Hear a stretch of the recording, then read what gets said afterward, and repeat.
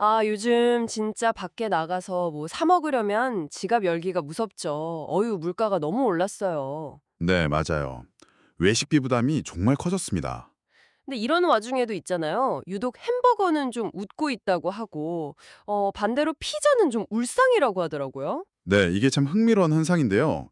오늘은 바로 이 부분, 왜 이 고물가 시대에 햄버거는 잘 나가고 피자는 좀 어려움을 겪는지, 저희가 받은 자료, 햄버거는 웃고 피자는 우는 이유, 이걸 보면서 한번 그 배경을 자세히 살펴보겠습니다. 이게 단순히 뭐 어떤 메뉴가 더 맛있다 이런 차원을 넘어서는 얘기 같아요. 지금 소비자들이 뭘 중요하게 생각하는지 또 생활 방식이 어떻게 바뀌고 있는지를 좀 보여주는 것 같거든요. 네, 맞습니다. 시장의 큰 흐름을 읽을 수 있는 거죠. 네, 그래서 여러분의 소비 생활하고도 분명 연결되는 지점이 있을 겁니다. 자, 그럼 먼저 햄버거 얘기부터 시작해 볼까요? 왜 이렇게 잘 나가는 걸까요? 가장 먼저 떠오르는 건 역시 가성비, 가격인 것 같아요. 네, 그게 핵심이죠. 요즘 진짜 밥 한 끼 먹으려면 2만 원은 그냥 넘는데 햄버거 세트는 뭐 1만 원 안팎이면 되니까요. 그렇죠. 이렇게 물가가 오를 때는 소비자들이 가격에 훨씬 더 민감해질 수밖에 없거든요. 근데 햄버거는 상대적으로 저렴하면서도 꽤 든든하게 한 끼를 해결할 수 있다는 인식이 있으니까요. 이게 아주 강력한 경쟁력이 된 겁니다. 자료 보니까 맥도날드가 8년 만에 흑자로 돌아섰다고 하고 다른 브랜드들도 뭐 매출 신기록 세우고 그렇다면서요. 네, 그만큼 시장 반응이 뜨겁다는 거죠. 그리고 혼자 먹는 거 혼밥에도 딱이잖아요. 아, 그렇죠. 빠르고 간편하고 또 뭐 누구 눈치 볼 필요도 없고요. 직장인들 점심시간 짧을 때나 뭐 혼자 사는 분들한테는 진짜 매력적이죠. 그 1인 가구 증가는 정말 중요한 사회 변화입니다. 혼자서도 부담 없이 간편하게 즐길 수 있다는 점. 이게 햄버거 수요를 끌어올리는 또 하나의 큰 이유죠. 자료에서도 이 간편성을 중요하게 짚고 있고요. 예. 예전에는 사실 햄버거 하면 약간 정크푸드 이런 이미지가 좀 있었잖아요. 네, 있었죠. 근데 요즘은 좀 달라진 것 같아요. 뭐 탄수화물, 단백질, 지방, 이른바 탄단지, 갖춘 식사다 이렇게 보는 분들도 늘어난 것 같고 이것도 영향이 있겠죠. 아, 그럼요. 중요합니다.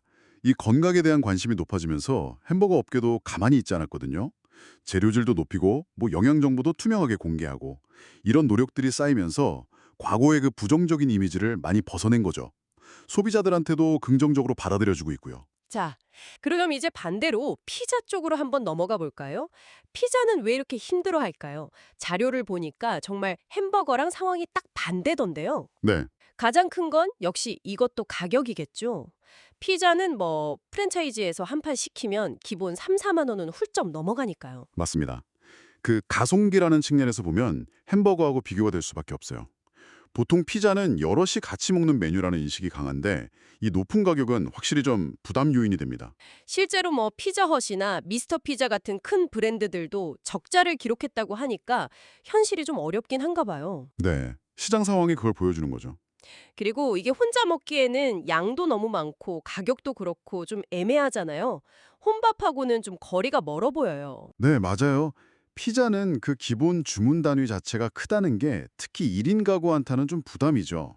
자료에서도 지적하듯이 보통 한 판 단위로 파니까 혼자서는 선택시키기가 좀 그렇죠.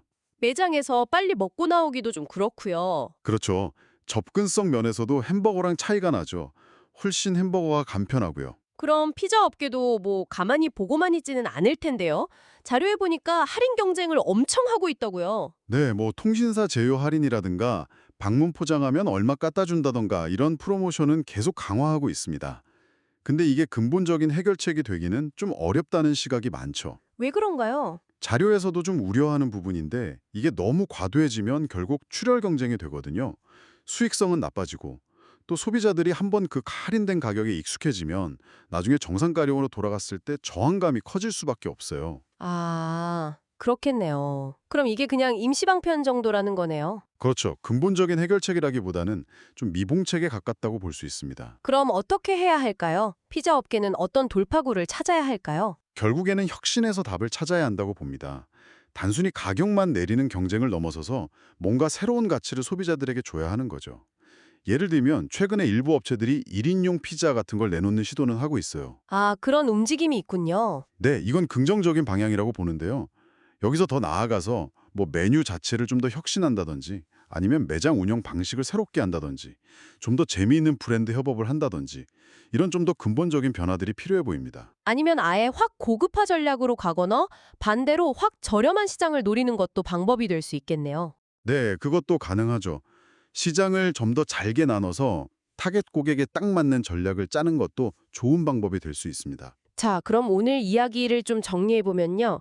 이 고물가, 그리고 1인 가구 증가라는 큰 시대적 흐름 속에서 햄버거는 가성비, 혼밥 편의성, 그리고 이미지 개선이라는 삼박자가 잘 맞아떨어지면서 성장세를 보이고 있고요. 네, 그렇습니다. 반면에 피자는 높은 가격 부담, 또 1인 소비에는 좀 부적합하다는 점, 그리고 접근성 같은 문제들 때문에 어려움을 겪고 있다, 이렇게 볼 수 있겠네요. 네, 정확합니다.